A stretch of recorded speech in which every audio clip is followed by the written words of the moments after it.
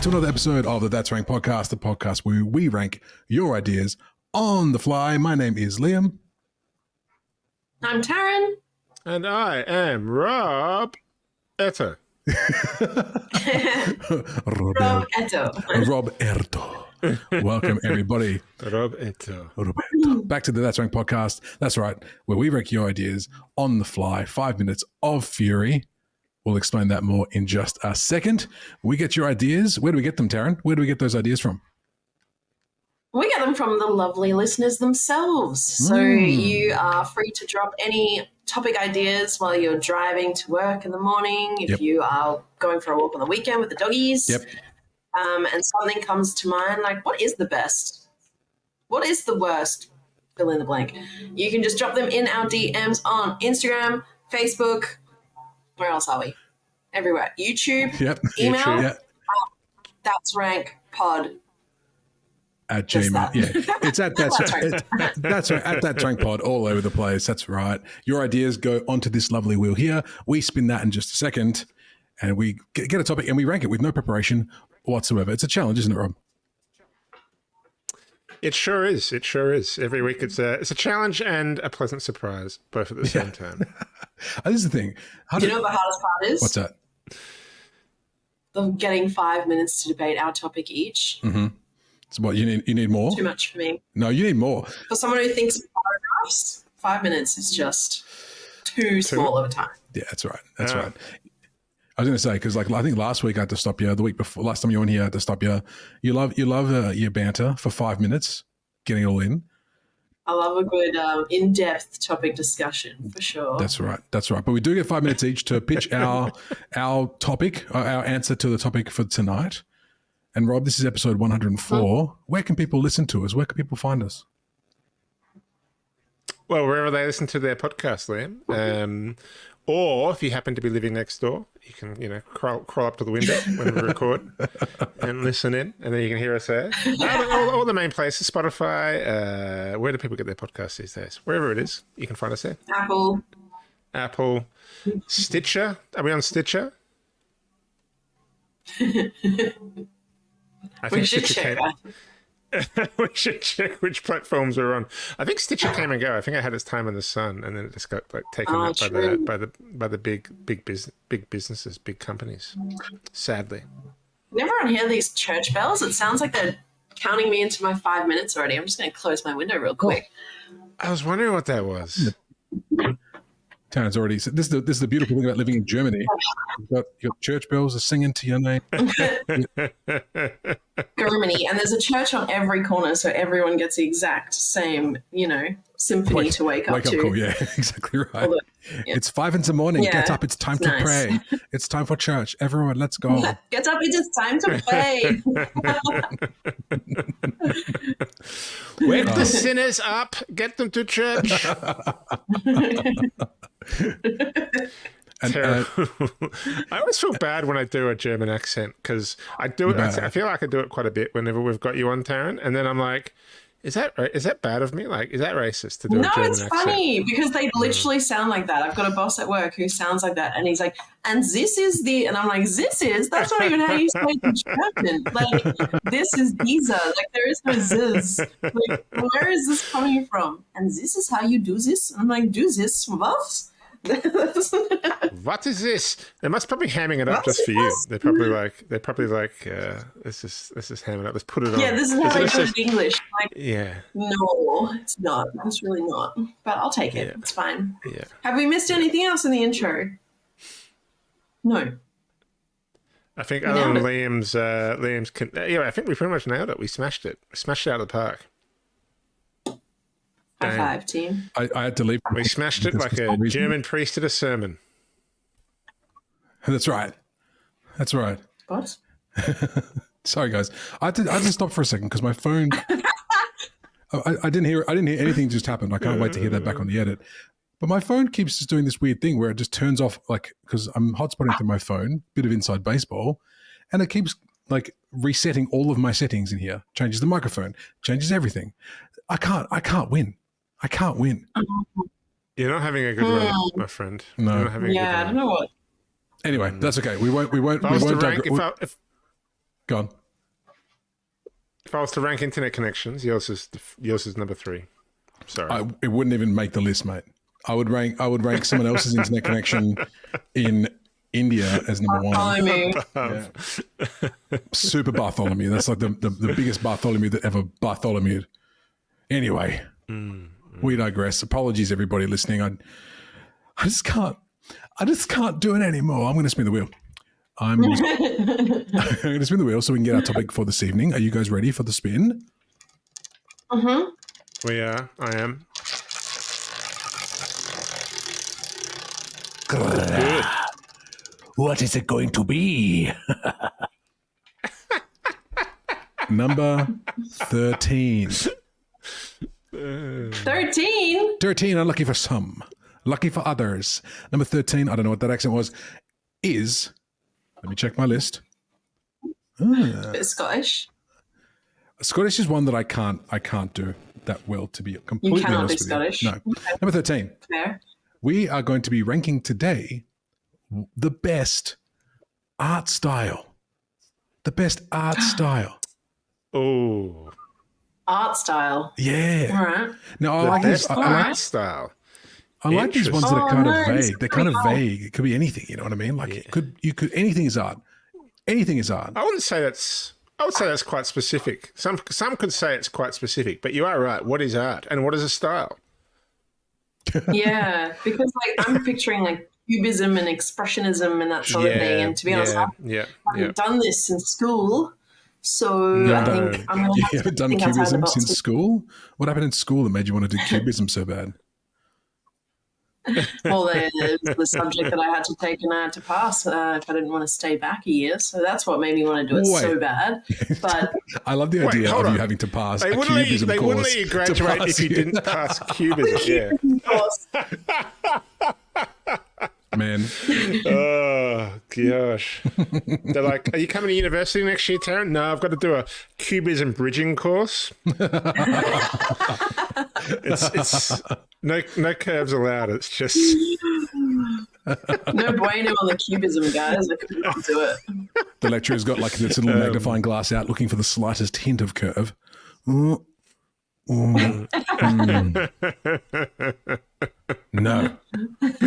Back to the start of the class. Back to the start. No, I'm thinking that as well. Like, style isn't something that I've had since, ever. So it's going to be quite difficult for me to Damn it! I was going to say Liam style. Yeah, you guys both nodded. What the hell, guys? You're supposed to be like, no, Liam, you've got the best style. Your style's amazing. As I wear a shirt. Oh my god, I really love your tongue-in-cheek t-shirts. They are so stylish. The one I'm wearing now says "Holy shit!" It's very funny. I know I actually do like your t-shirts, but the fact that we would call them stylish is the ironic part. That is true.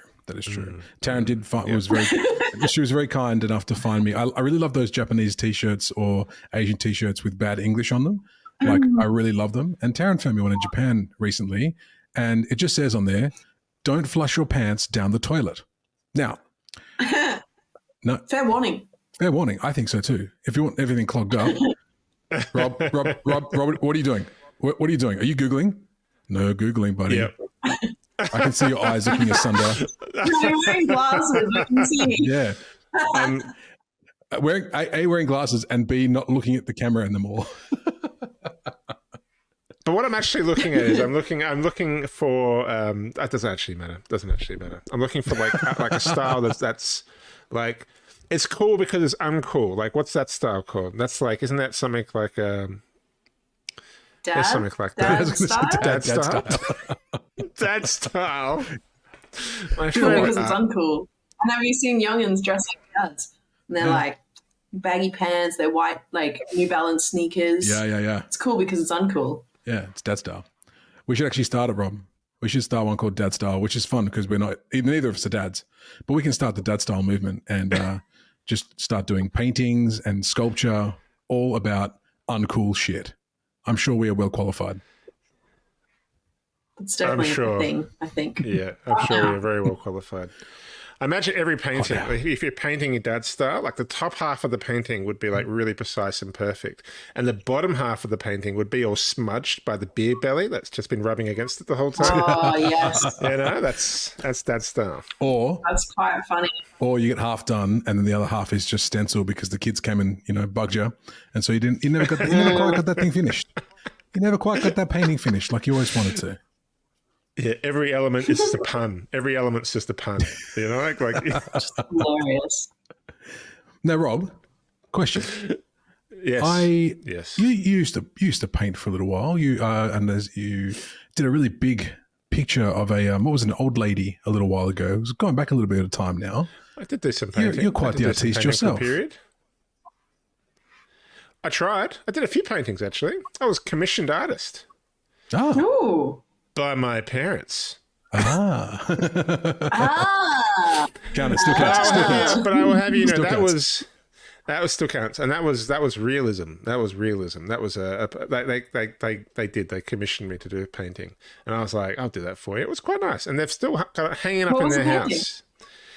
So it was a photograph that my dad took when they went to South Africa for a holiday, and they took a photo of these two pelicans gliding across the water, and it's a really good photo. So I just painted that photo because what I realized when you do learn to paint, like a lot of it is just like you project a photo. Or this is at my level, okay? At my level, you project a photo onto a canvas and you sketch it out. And then you paint on top of that. But you've kind of got your basis by using that projection. But the shadows and stuff don't come from a projector. But then you have fun within that. Yeah, exactly right. Yeah. You can have fun within that. Exactly right. You can be a bit more abstract, a bit more surreal, a bit more avant-garde. Excuse me, I don't know what that means. Postmodern, a bit postmodern. Get a bit pomo about it. That's an art style. You can chuck a can of tomato soup in there and be pop art. Who did it? Oh, that's cool. Who did the Campbell soup? Andy Warhol. There we go. Good old Andy. I was just testing you to see if you actually did know, just to see, Good old Andy. Good old Campbell's. Good old Campbell's. So any inspiration for you, Rob? Any inspirations for you though? Yeah. I mean, do you want to save it for your rank? I'll save it for my rank. I'll save it for my rank. Oh, you could. You don't want to give too much away. I'm going to save it. Oh, no, that's what true. Are you, Taryn? Well, I'm still thinking. I'm still thinking as well. I literally my brain is going to this experience I had recently, and I can't get out of my head. So I think I'm gonna have to go with that one. Interesting. And cross fingers that it's a relatable art style. Indeed, indeed. I've only literally got one in my head, like just one that I can think of off the top of my skull that I kind of like. Like, it's funny because I was having this discussion with my brother the other day about art and what constitutes it. And I was like, well, literally, like anything can have, no, it wasn't my brother, it was my cousins, because we were standing at a wooden table at a pub and we were talking about art. I don't know how it came up, but we turned every little nook and cranny in that table into art. Like, what's the meaning behind this knot in the wood and the lines that go around it? And you can do that with pretty much anything. You can do that with anything, which is kind of why it's such a fascinating topic to talk about to anybody. Just don't be pretentious about it. You know what I mean? Yeah. You don't want to speak to people about it and just be like, pretentious art people have a bad rap though. Pretentious art people have a bad rap because we call them pretentious. But like they just have an in-depth knowledge about the thing that they love. Do we call sports fanatics pretentious when they sit there and they tell us about, Zion scored 16 on the weekend. Did you see that? Stop being so pretentious, sports fan. The art people they're talking about what they love. Let them talk about what they love. They're not explaining it necessarily. They're not making you feel bad. Well, I've been speaking to different people then.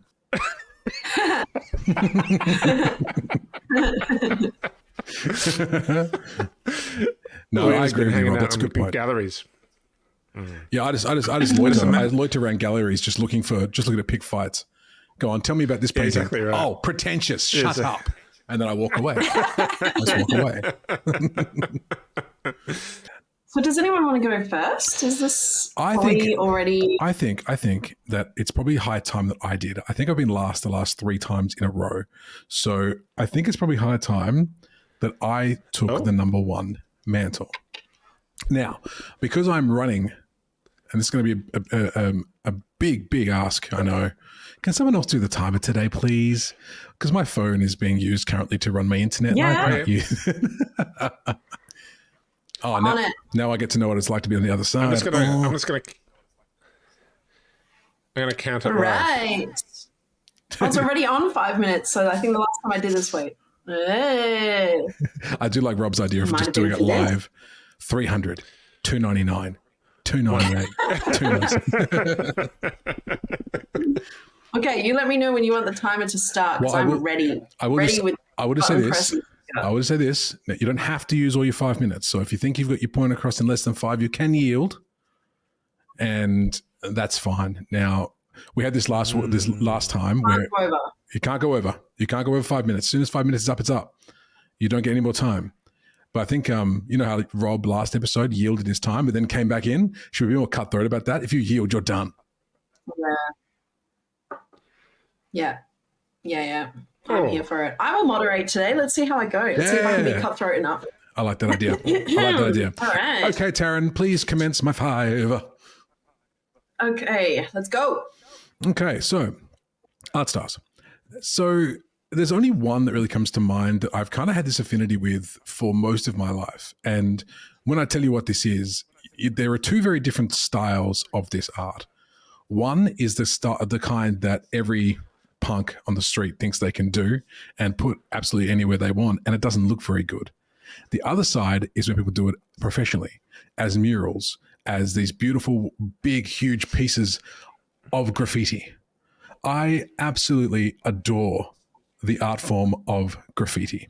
Now, I'm not too sure if it's because I really enjoy like the idea of it turning a often old piece of, I nearly said furniture. I'm sure furniture as well, like buildings, walls. It's a canvas, and it's a canvas that can be anywhere.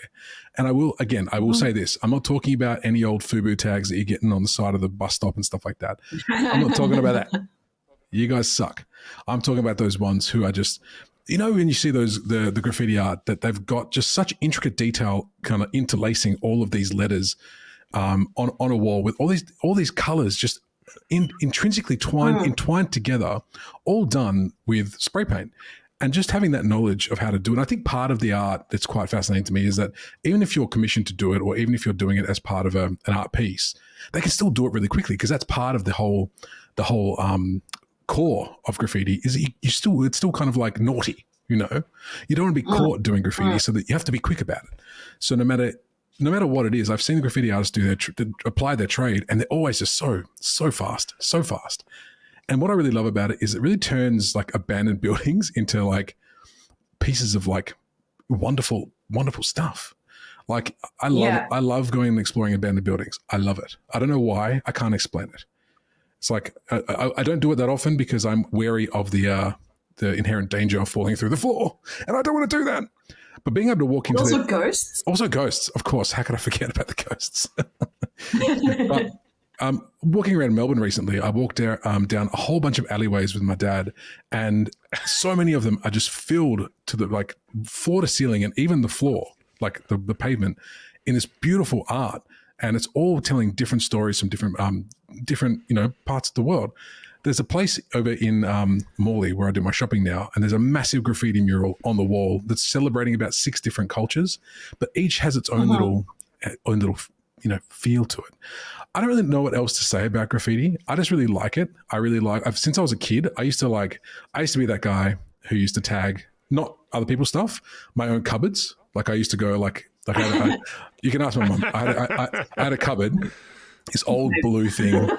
And I was just like, I'd get my texter out and I would just like try and be all cool and just like do like the coolest little tags. I did have a little tag myself. My tag handle was Aspect with a K. Fucking cool.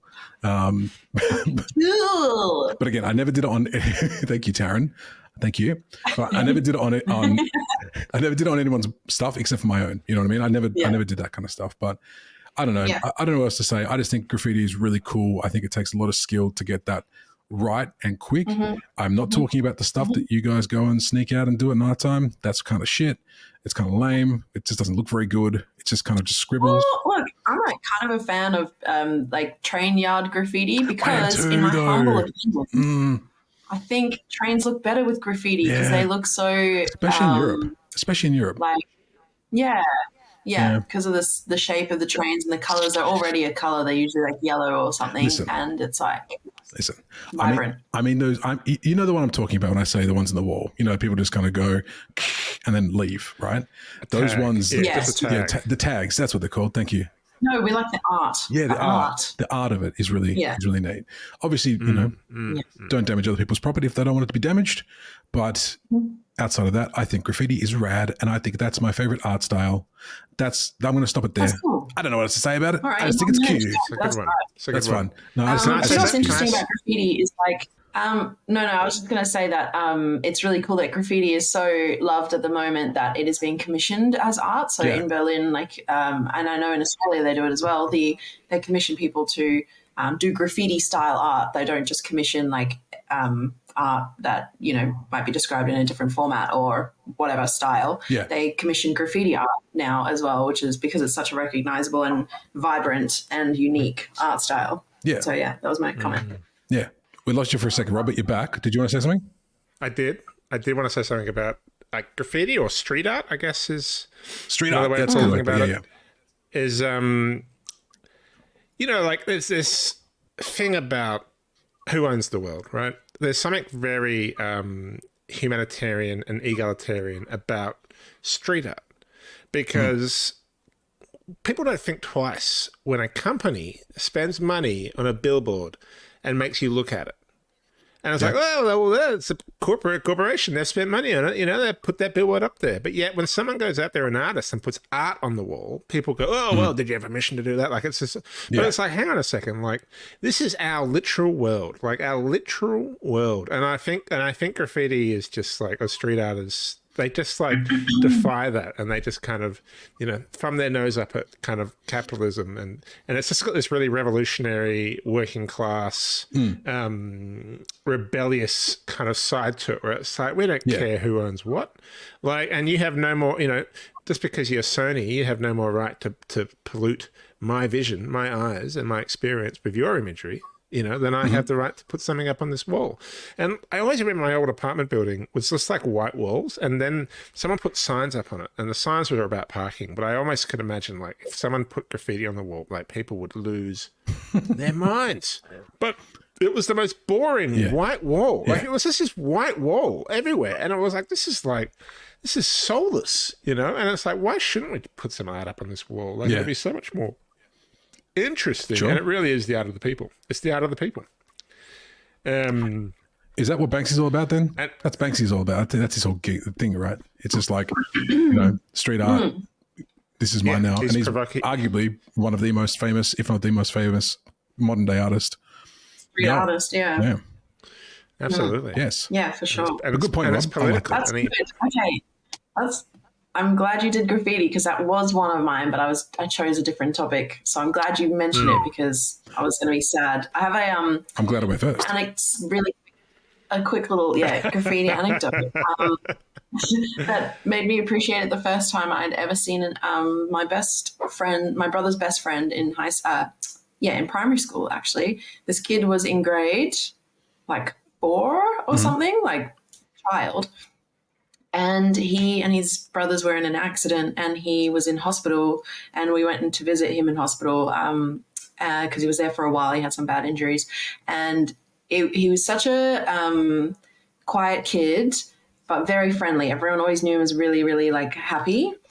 So when he was in hospital, it was hard to like see him in that sort of state of being helpless and sad and, you know, having lost some family members and that sort of thing.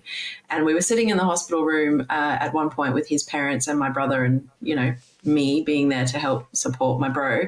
And he was drawing something and then he goes, how do you spell your name? And I was like, Taryn.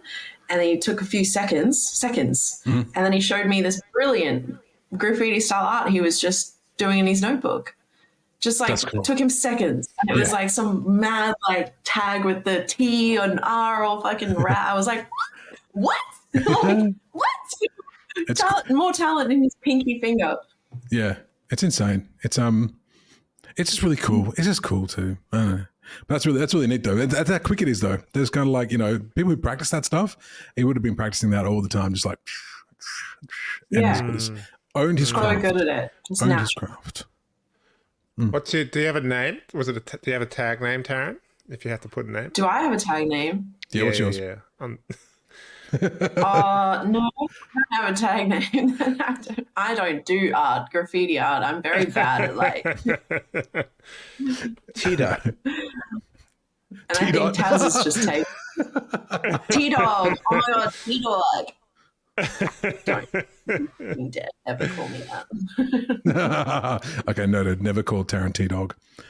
Done. D-A-W-G. Dog. Yeah, literally. There's only one person in the world that can call me that. It's the friend that I grew up with in school. And she's like the least rad person you would ever think, like the least kind of, just the most studious, nerdy little, glasses wearing, gorgeous angel. T-Dog. T-Dog. All right, who would like to go next? Who would like to go next, team? Me. Oh, Rob. Taryn's going next.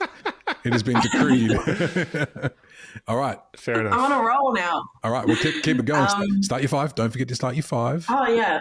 Jeez right, Louise. Taryn, What kind of moderator is this? Jeez. And time starts now. All right, so my art style, I'm just going to dive straight in, is digital art. Now, I know there are many different types of styles in digital art, but I'm going to run with a specific example. So I'm talking about the audio-visual digital art that is interactive in the sense that artists who can display, and create art through like private mediums on their own computers, on their own Instagrams, that sort of thing, when they are commissioned or able to contribute their work to these, there's no other way to say it, these impressive collaborative spaces that combine these artists or showcase a specific artist or series of artists with a certain art style, such as like animated digital art with like a theme, for example. So in Berlin, there is this expo called, German Black Hole, I think? Yeah. German name only. German name only. Black Hole. Well, I don't know the word for black and I don't know the word for hole right now, but Fair enough. It is called Black Hole in Berlin because the artists are international, I think. So the theme is Unseen Worlds. And so the exhibition is basically animators have come together to, they also work with music. So the atmosphere is visual. It's audio in the sense that they do the visual in, not in tandem, in like aligning collaboration with the audio. No. It's like when you do something according to something else or like influenced by, but in tandem is like, so they work together. Yep. And it's weird, freaky shit that you can't do very quickly as a sculptor or as even a painter. Digital artists are able to make something that moves, for one, which is freaking fascinating to me because, like, how did we go from the days where claymation was like, I mean, it's still a thing and such an intense and skillful craft. How do we translate that look and feel into digital, and how can it be so impressive? And the answer is to use neon colors, bright colors, and epic bass heavy beats that make you feel the art. So I feel like these sort of digital art style is so impactful because it actually makes you feel something, which I think all art styles that, aim to achieve for anyone who's perceiving their art. But when you think of going to a gallery, like we joked before, like, oh, what does this painting make you feel? Like, shut the fuck up. I'm just looking at a picture of a house. Shut up.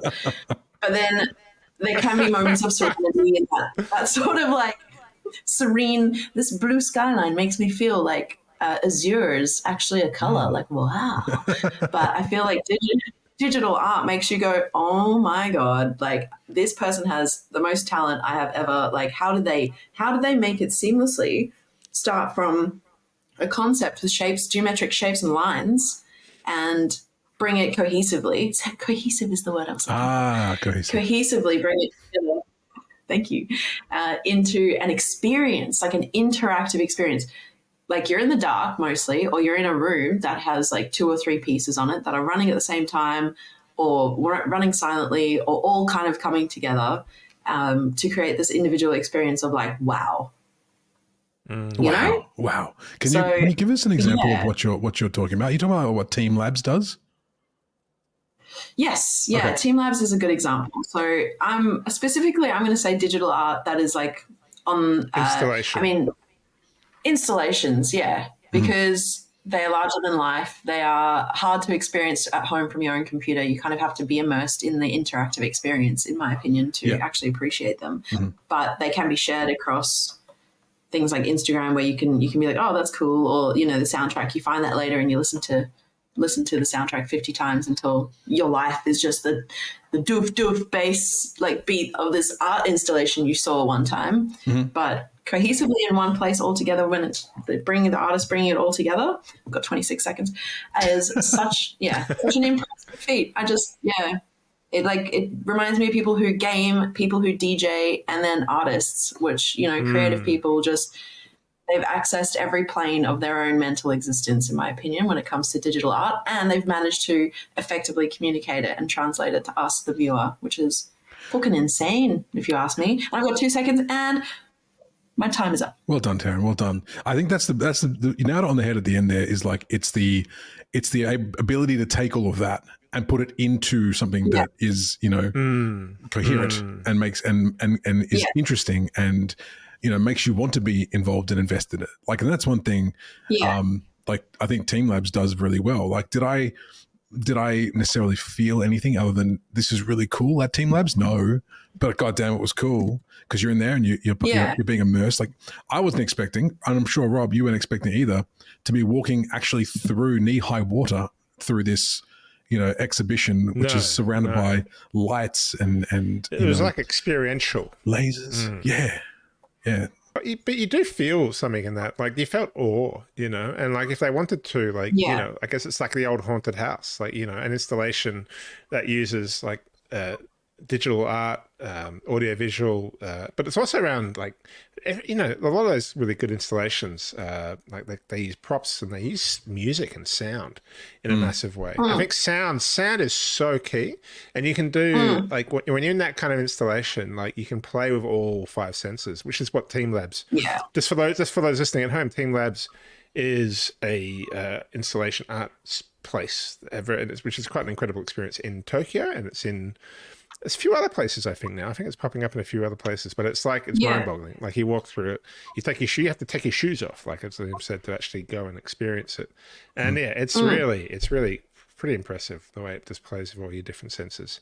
And and I'll probably say like there is a different, like digital art is like a pretty broad gamut of things. Like digital art is obviously like, it's paintings, it's animations, it's stuff that people find and view digitally on their computers, TVs, and iPads. But you're talking about something a bit more specific. You're talking about the installations of that digital art, aren't you? Yeah, the interactive installation. So audio visual is an important component. It's got to have audio as well as visual. The interactiveness is an important element, and the fact that it is enhanced by a digital element, so lights, color, animation.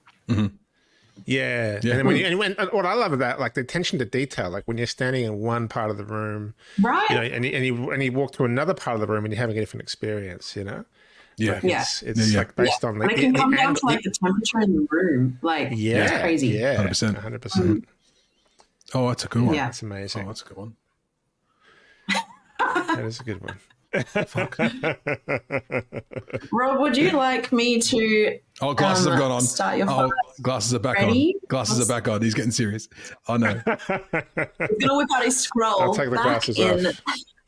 Oh, glasses are off. He's even more serious. He's even more serious. Glasses are off. Oh my god! I don't know what to do with myself. I'll tell you what I'll do. I'm gonna put my. There we go. Glasses are on top of my head. Glasses are on top. That's when I really mean business. This is the most serious he's ever been. All right. All right. You let me know when you're ready for your 5. Okay. Give me okay, I'll go. I'm gonna go a bit more specific. Start the timer, please, Taryn. Okay. Go Start. for I'm it. gonna be a bit more specific. I'm gonna go back to, obviously I'm a lover of film, and this is a style of art that's very influential in film, but it's not just film. It was also a style of art, a style of painting, and it's German Expressionism. Now, I obviously one of our guests here is actually one of our hosts is actually in Germany. Have you heard of German Expressionism, Taryn? Yeah. Like, German Expressionism is mind-boggling to me. Like, when you watch some of the earlier films, like there's some earlier films, and effectively it is like, it's the period of German art that occurred in the 20s and 30s, and specifically mainly in and around film. That's where it put its stamp on, but in other areas as well. And like Metropolis is a film, or The Castle of Cagliostro is a film. Like they're really art house films. And what they are is these most impressive and incredible feats of cinema. You know, you're looking at the 20s, and the way that they use like layers, like Metropolis literally creates this futuristic metropolis where there was thousands of people walking through the streets, and there's walking robots, and it does it all, you know, with practical effects. It does it all with hand-painted images and like things being painted smaller in the foreground and bigger in the background. And it creates these like huge, incredible cityscapes. And it's absolutely unbelievable for its time and place. And you have to think of it as its time and place for what practical tools they had to do this stuff and what had come before it, because they were doing something with film. You know, it wasn't that long before they started doing German Expressionism that the biggest selling movie was Train Pulling into Station. You know, Guy Knocks Over Wall. You know, or news footage. You know, when people would go to they'd go to the theater and just watch the news. Like, that was where the moving images, moving pictures kind of started. And then the Germans just took things to a whole new level. In the way they told these huge, incredible, epic stories that often had this mythology built into them, and like the occult and all these dark themes. And that's the thing that's really interesting about it, is that the time and place came out of this, of Germany between World Wars I and World Wars II. And in part, it's reckoning with the destruction of World War I. And, you know, World War I, not only did Germany lose that war, but then, you know, the Allies put Germany under a huge amounts of reparations, and, you know, effectively created fertile ground for the rise of Hitler and the rise of Nazism and fascism. And German Expressionism was existing in all of that. And it was countering all of that. It was fighting against all of that. Most of its main filmmakers had to flee and leave Germany because its political context was not supporting it. And they were revolutionary in the way they were standing up to this like literally dangerous political changes in their country. And not only were they telling revolutionary stories and revolutionary ideas, but they were literally revolutionizing the art of cinema in the way, the pure scale and the way you could create fantastic fantasy worlds. And it was dark in theme as well. Like, when you think about Hollywood at the time was playing a lot more in like really positive, lighthearted, swashbuckling stories. And this was dark because Germany was a dark place at the time.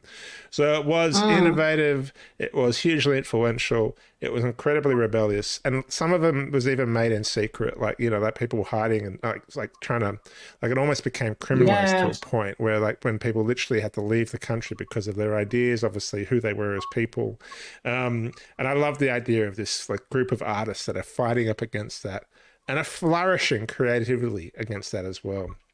I think it's like, so it's always blown my mind. I've always thought about German Expressionism. They're not the most entertaining films, like, I won't lie. Like, if you like sit down and watch Metropolis on a Sunday afternoon, you're probably going to turn it off after 15 minutes because you're going to be like, you know, intellectually, I can't quite take it. But the score is incredible and it's visually just incredible. And when you just watch like the opening 10 minutes of Metropolis, and you'll be like just mind blown how they managed to pull this off with limited resources and in secret, and obviously when it's like literal political enemies of this rising fascist movement. So I love art. I love art when art comes in as a response to its time, and like the best art for me is political and responsive to like this humanistic struggle and fight of that moment. And that's what German Expressionism is. And that's what I think what a lot of great art is. That's what that's where street art comes from. That's where a lot of great installation digital art. Like they're trying to provoke something, and it's often like in opposition to. Oh, there it is. So There it is, Rom. Do you know what's fantastic? Do you know what's fantastic about this rank? Do you know what I love about it so much? What's that? You saw a glimpse into each of our personalities with each of our answers, I think. Like, I think it was actually quite interesting, like how that kind of went, because I think that kind of spoke to each of us to a bit of a T. I had a feeling. I agree. I had a feeling Rob was going to go something film, but I wasn't expecting German expressionism. That's for sure. Yeah, that's interesting. My brain went to French expressionism because it was Claude Monet, I think, who started the movement. I could be wrong. But there are heaps of, I've just Googled it, there are so many German expressions that are actually super famous. So like Ernest Ludwig, Kepler, Erich Heckel, Emil Nolde, Franz Marc, like they're famous. Marc? Like I've heard. Oh, it's crazy. Yeah, like Franz Marc. You're a big Franz. You do? Just chat. He's a big Franz Marc fan. Yeah, get him an easel. Let's go. I'm a mark for Franz Marc. That's for sure. Maybe because at the museums and galleries that I'm frequenting here, I'm like, he seems famous, but he's also been in museums in like Australia and Japan actually, and crazy. Mental. Very good observation, astute observation. Oh, I'm excited to rank already. Well, should we do it? Yeah, we can. One second. We're going to a couple of honorable mentions. Come on now. I'm surprised. Of course. I'm surprised that none of us mentioned this. Flipping tattoos. Tattoo art style. All of us. I think there are so many different art styles of tattoos, right? That is true, but I think the art of being able to actually apply them with skill to someone's body without making any sort of errors is pretty insane.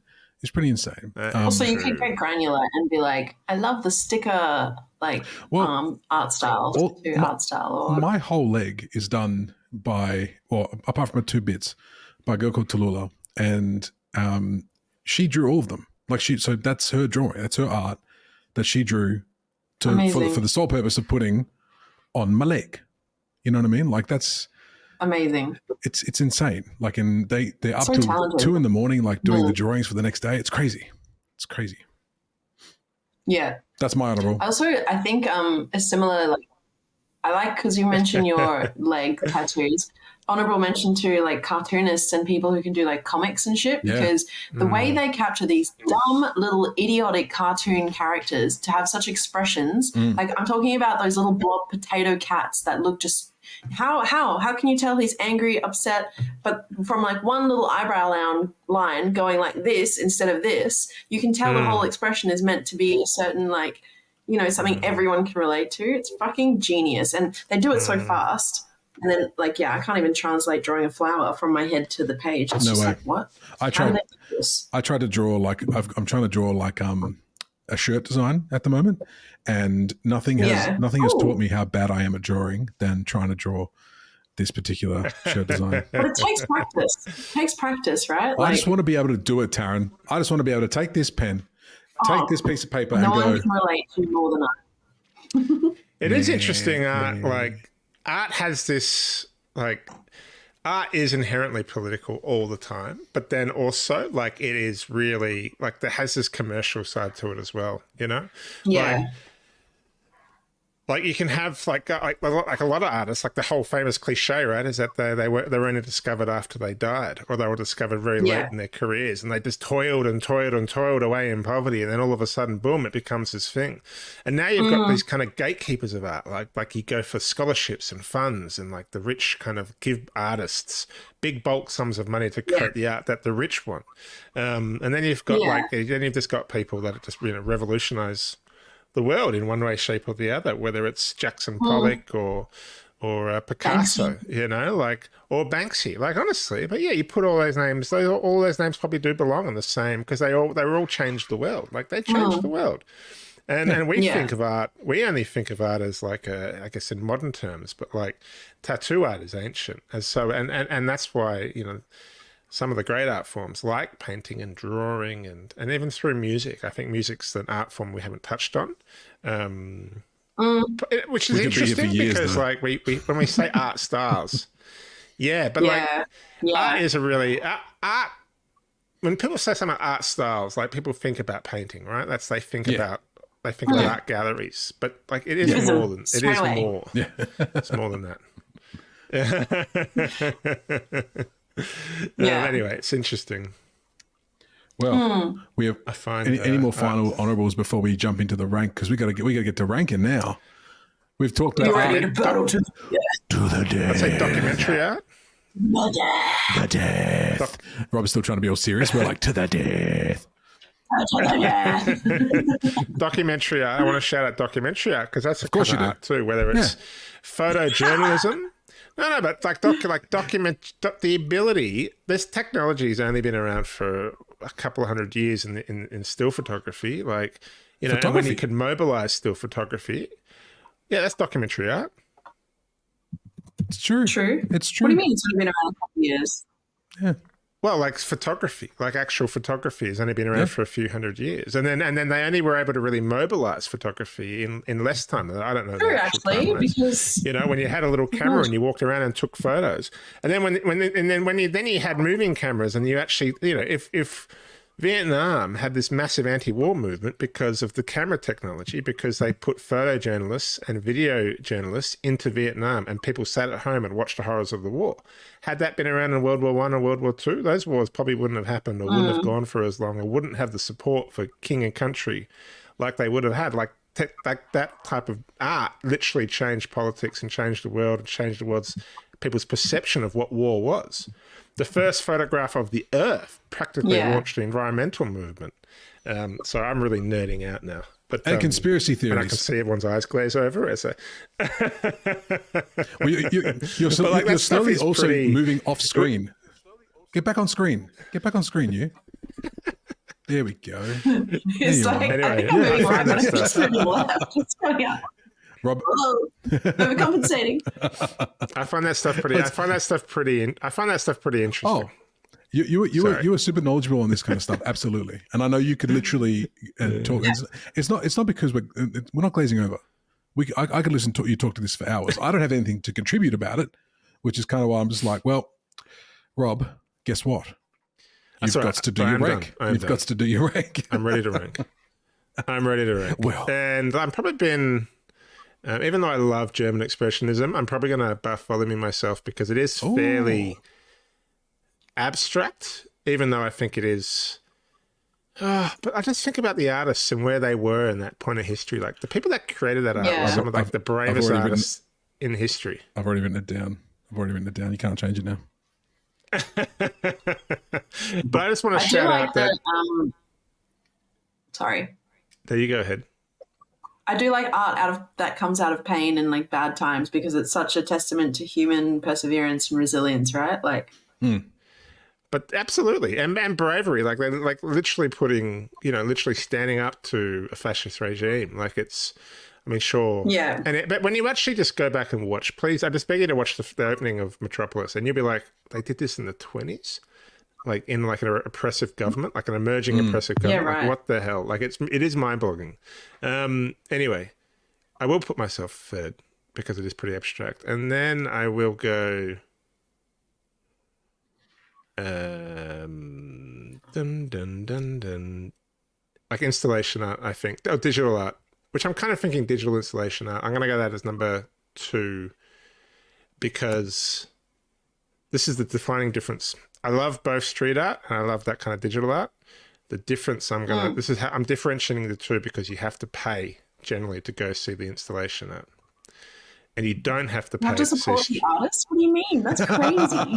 No, as in like there is something like totally like I agree. I'm happy to pay to go see great installation art. Like I'm not saying I don't have a problem with having to pay. I'm just saying it's like it's a bit more elite. Like you have to be there in the time and place and you have to pay money to get in. And that's fine. Yeah. But street art is number 1 for me because it is just totally egalitarian and it is totally revolutionary. By the people, for the people.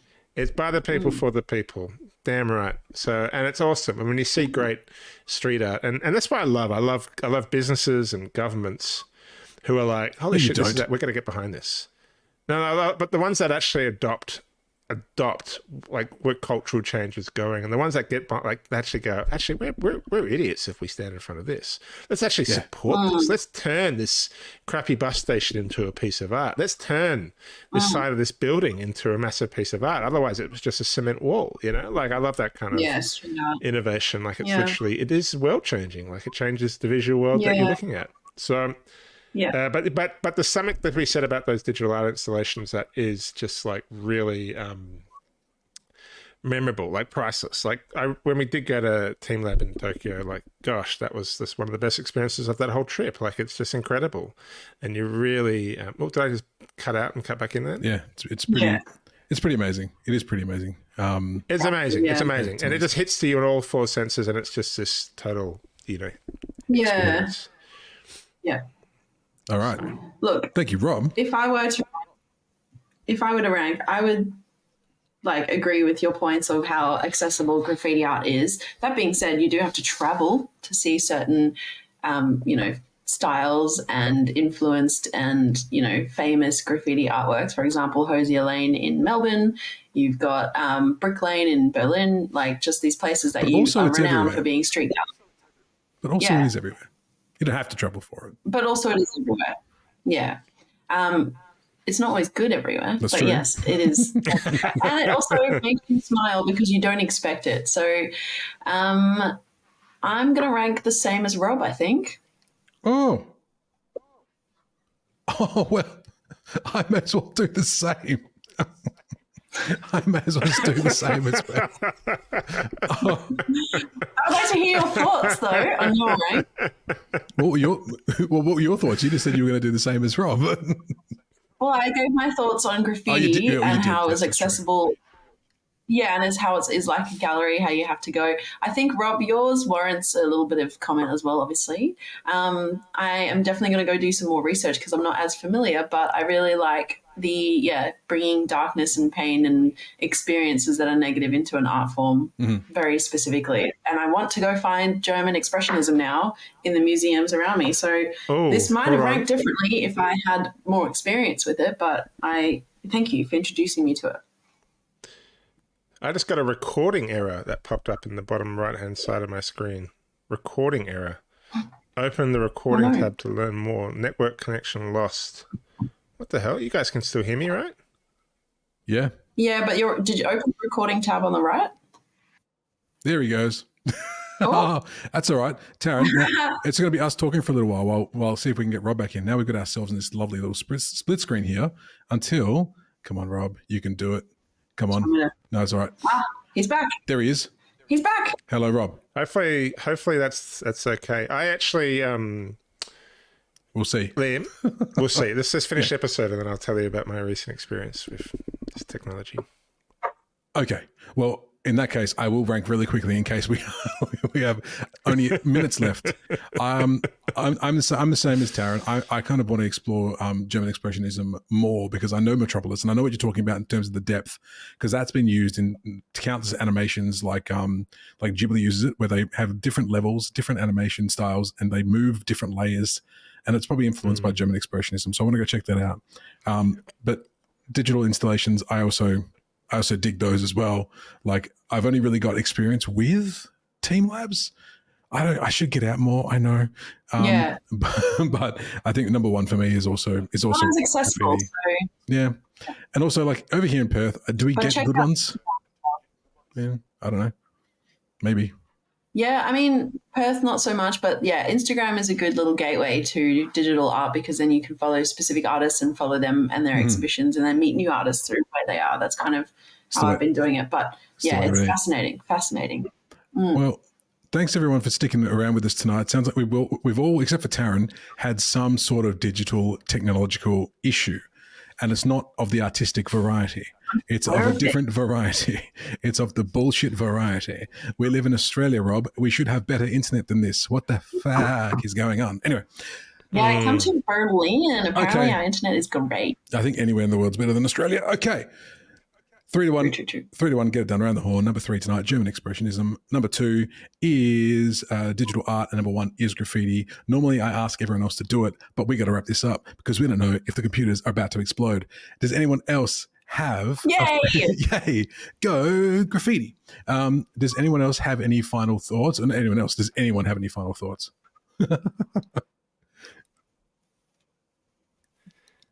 I've always got a final thought. But if anyone else wants to jump in. You're just so good at it. I say, does anyone have any final thoughts? And it's just like, Rob, final thought, please. That's what I'm actually saying. But now I feel, I don't know, I think I've kind of said a lot of my final thoughts throughout the episode. Like, there is something around how art changes the world. And when we talk about art styles, it's because art is always evolving, and it's often a response to how the world is changing, and it's often also a reaction and a kind of a FU to how the world's changing too. Like, it is a voice, it is a political platform, and it has literally changed the world when it's in the way it's changed people's perception of other experiences other than their own. And I think that's why I look forward to where art's going to take us next. And I think we're living in an exciting age where it is more accessible. There we go. There's my final thought. Well said. I'm going to end it because I think everything is about to go to absolute. Yeah, my network errors dropped. Okay. My network errors. We might have an episode. We might not. If we do, see you next time, everybody. Bye-bye. Bye-bye.